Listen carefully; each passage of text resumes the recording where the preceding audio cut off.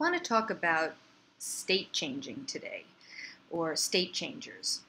What are the things that we can do in a moment when we're upset or not feeling well to immediately try to change how we feel get into a better place? Now, I want to differentiate state changing in the moment from a lot of what I write about, the change triangle, which are long term strategies to understand our emotions and our feelings and to feel better. What I'm talking about, though, is, just how do we try to feel better with certain techniques in the moment.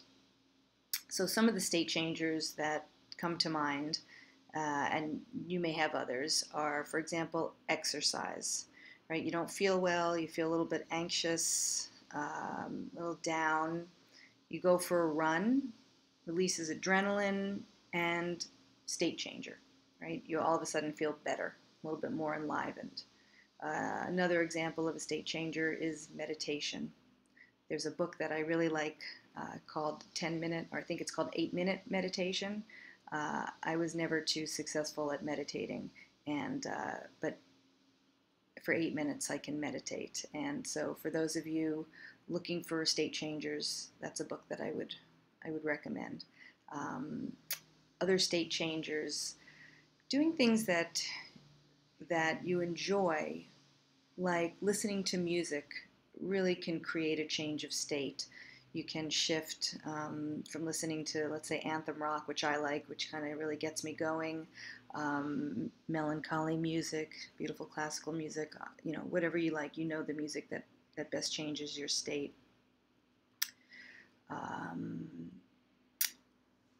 Even like taking a hot bath or a hot shower is a way to create a state change.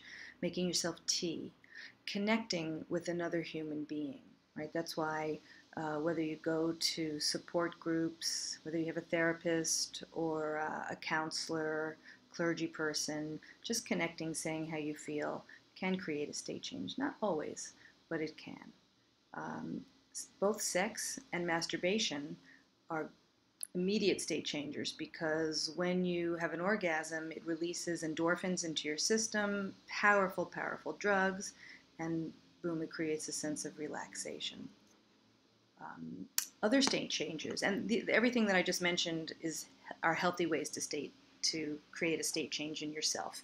Drugs and alcohol, very effective state changers. However, not great strategies for the long run, because one, there's the problem of getting addicted, and two, they're not so great for our physical health. From time to time is a different thing, but those are very powerful and compelling state changers. Now, what I want to spend most of the time is talking about a state changer that may not come to mind at first, but it is very effective when practiced to become proficient at it, and that is the practice of having compassion for yourself when you're upset. Now, at first, when you think about this idea, it might think ridiculous, and in fact, even when I was younger, in my 20s, I would have thought that was silly, and I would have thought it was hokey and new agey, and perhaps it is hokey, but it really, really works. So what do I mean by self-compassion? I think the closest thing to describing it, because it's really an experience that you have to have, but if you could imagine your distress with a little bit of distance from you, your kind of core sense of self, your open-hearted self, that you're a person, that you have other states, but right now you're in a state of distress. And if you could imagine giving that distress or yourself a big, warm, long hug. That's the closest thing to describe what I mean by giving yourself compassion.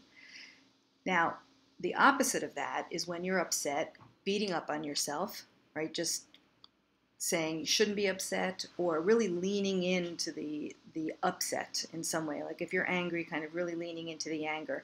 And believe me, I believe in honoring feelings, and that's what the change triangle is all about.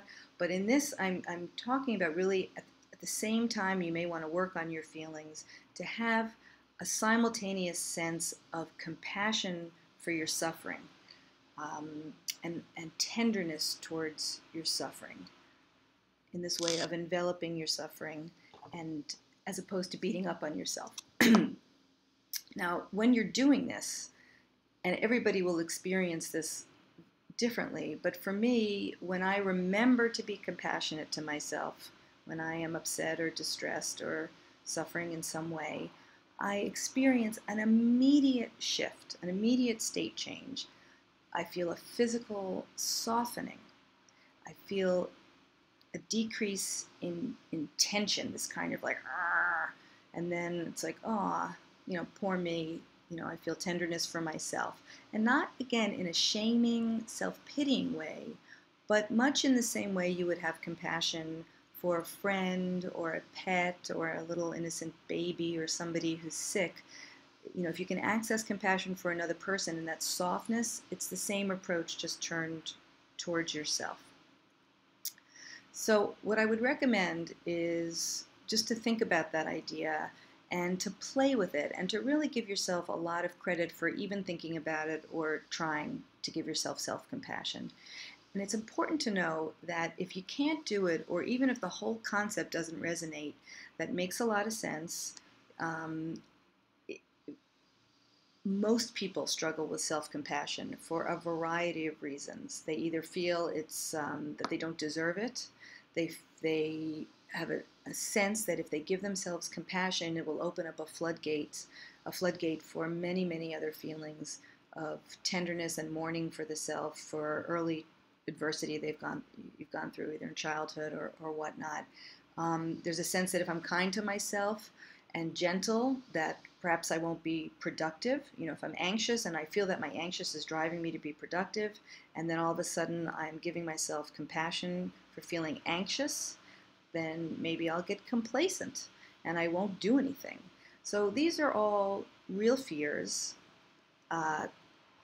In reality, some of them are true. I think the part about feeling tender feelings and sadness is very true. So you want to just really be respectful to yourself and honor what comes up, and really don't beat yourself up if you have struggled to do this. But it is a practice, and if you find yourself blocked, it's worth reading more about, it's worth learning more about, it's worth talking more about, because one of the keys to wellness is self-compassion. And in the immediate moment, when you are upset and you want a state change, self-compassion is a reliable way to get it. Thank you for listening, and sending love to all. Bye-bye.